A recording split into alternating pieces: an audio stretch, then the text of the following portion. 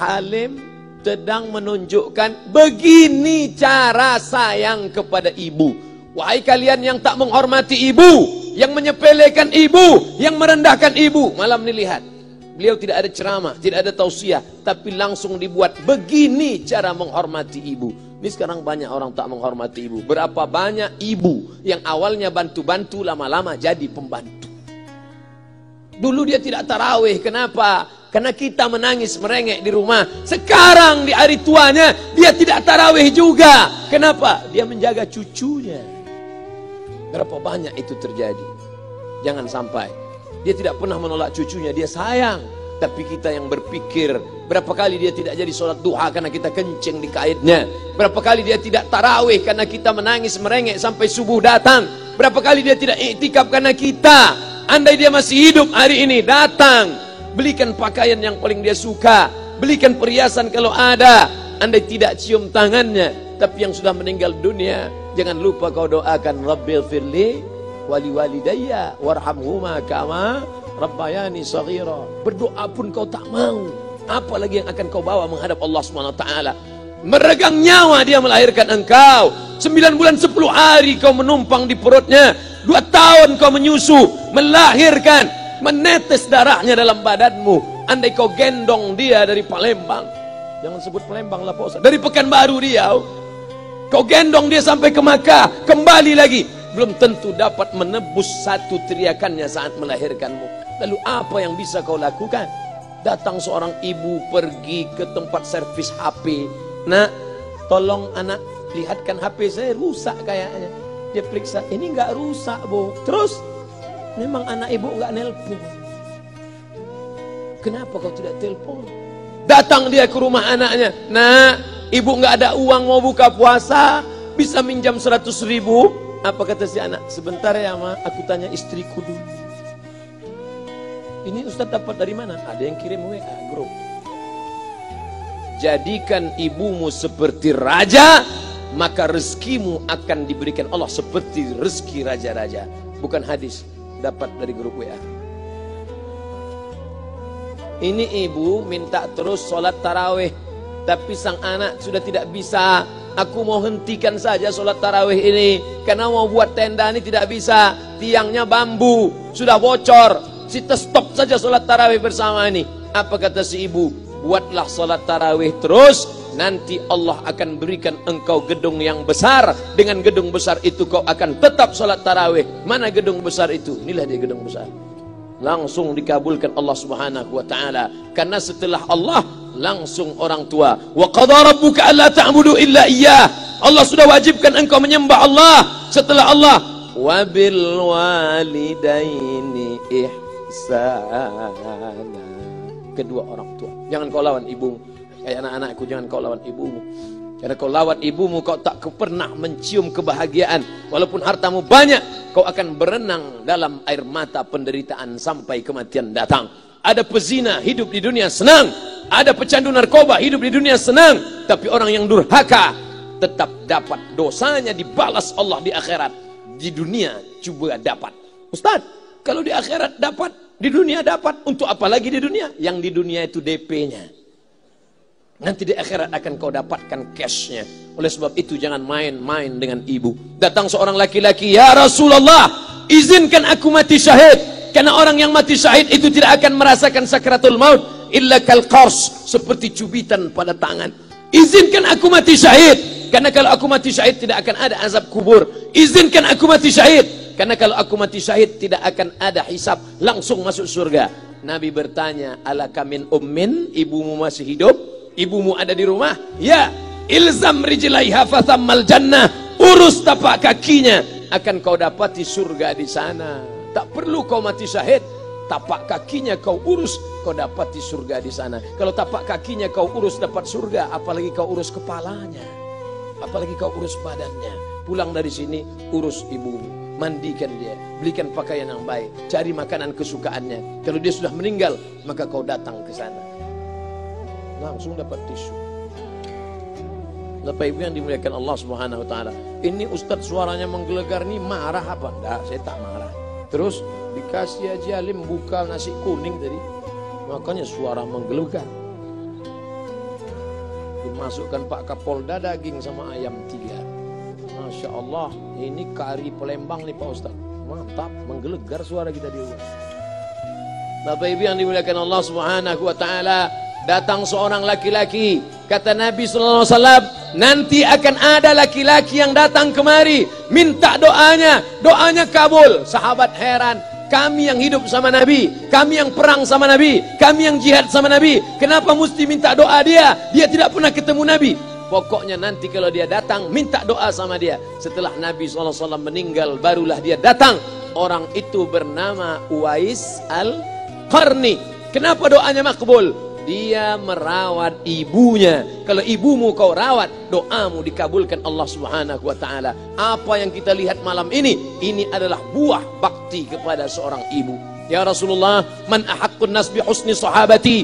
Siapa yang paling layak mendapatkan baktiku? Ummuka. Siapa lagi? Ummuka. Siapa lagi? Ummuka. Ibumu, ibumu, ibumu. Summa man? Siapa lagi? Abuka. Kami, Ustadz, Jenderal Bintang 5, alim ulama, kami hanya dapat 1, sedangkan kalian ibu dapat 3. Ibumu, ibumu, ibumu. Kenapa ibu dapat 3? Karena ibu bisa melakukan 3. Ibu mengandung, ibu melahirkan, ibu menyusukan. Kalau bapak mau dapat 3, coba yang 3 ini.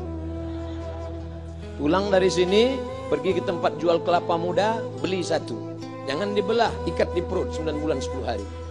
Kalau mau merasakan melahirkan, pulang dari sini, pergi ke tempat jual mangga. Telan bulat-bulat, keluarkan bulat-bulat. Emang enak jadi perempuan. Mereka luar biasa. Tanya ibumu, berapa kali dia meninggalkan puasa Ramadan? Saat mengandung engkau, 30 hari dia tak puasa. Saat menyusukan tahun pertama, 30 hari dia tak puasa. Saat menyusukan tahun kedua, 30 hari dia tak puasa. Saat dia mau ganti qadha tahun berikutnya, adik mau menyusul.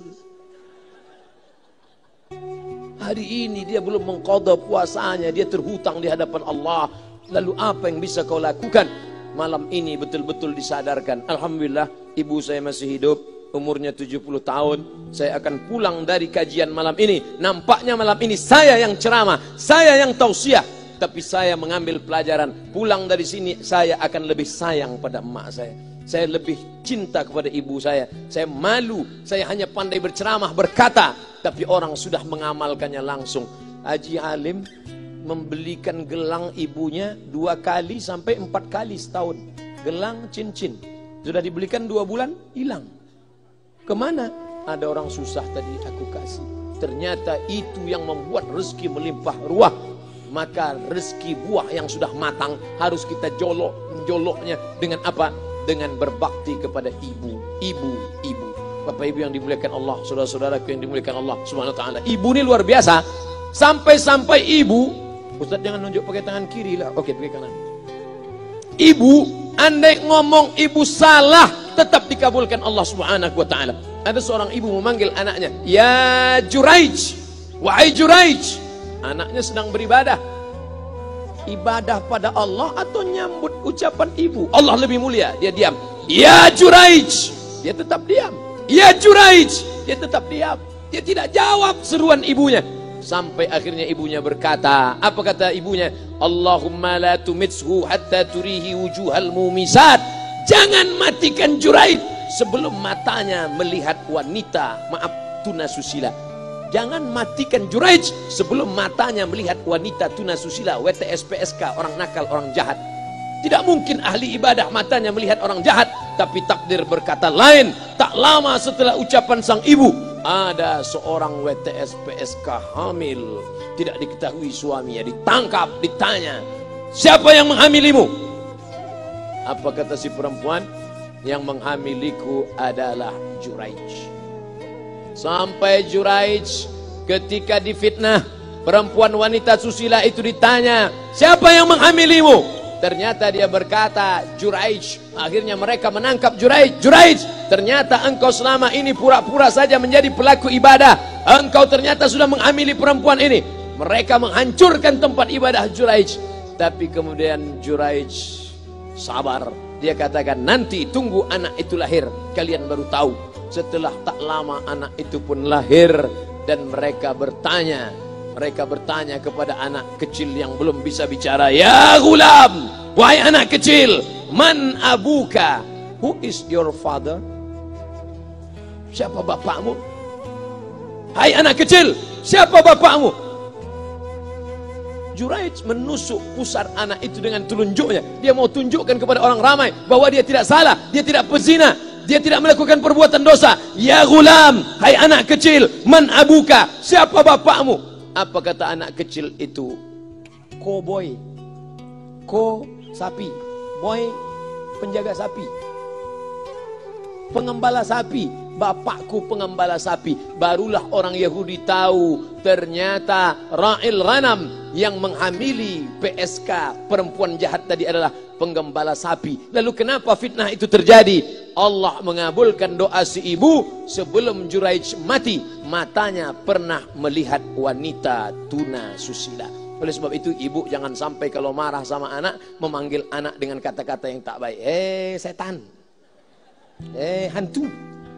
Kalaupun marah panggil dia, calon wali kota. Sini sebentar. Kalau marah betul, calon gubernur. Sini sebentar. Doa ibu dikabulkan Allah Subhanahu wa taala. Saya setahun setiap bulan Februari ceramah di Kuala Lumpur seminggu. Kuala Lumpur, Selangor, Sarawak, Kuching, kemudian Malaka, Ipoh, Negeri Sembilan.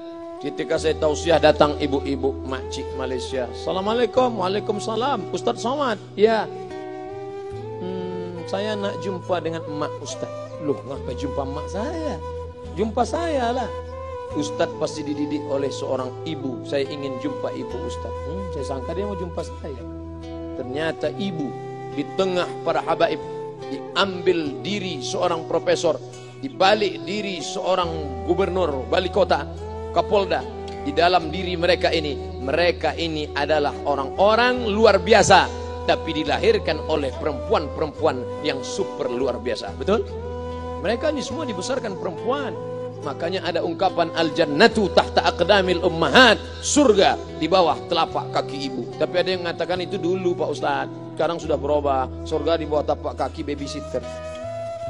Karena banyak yang menitipkan anaknya kepada penitipan anak. Jangan bu, walaupun kau wanita karir, tidak seberapa itu. Tidak dapat kau tebus kehilangan masa-masa manja mereka dengan pendidikan. Ini banyak ibu-ibu sekarang sudah tidak lagi mengurus anaknya. Padahal 6 tahun pertama, the golden age, usia emas, ibu harus ikat hubungan emosional dengan anak. 2 tahun pertama, susukan. 2 tahun kedua, lompat-lompat, lari-lari, lucu-lucu. 2 tahun ketiga, mulai menghafal surat-surat pendek. Umur 7 tahun, baru dia sholat. Begitu. Sekarang banyak. 2 tahun pertama, dia titipkan ke Al-Baqarah, sapi betina. 2 tahun kedua, dia titipkan ke PAUD dan BUUD. 2 tahun ketiga, dia titipkan ke TK.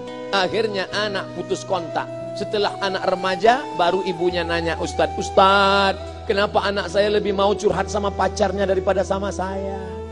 Karena anak sudah lost contact, putus hubungan dengan ibu. Itulah yang dulu dikejar dengan wanita karir. Pergi pagi pulang petang, peras keringat, banting tulang, tunggang langgang, lintang pukang. Tak dapat kau tebus dengan apapun. Oleh sebab itu, kalau kau sayang kepada mereka, besarkan mereka. Nanti setelah dia SMP, kau tetap bisa berkarir, tetap bisa apapun. Tapi usia emas ini tetap jaga mereka. Di balik anak-anak yang luar biasa, ada ibu yang luar biasa. Di mana letak ibu luar biasa itu? Inilah dia, ibu-ibu semua insya Allah. Amin.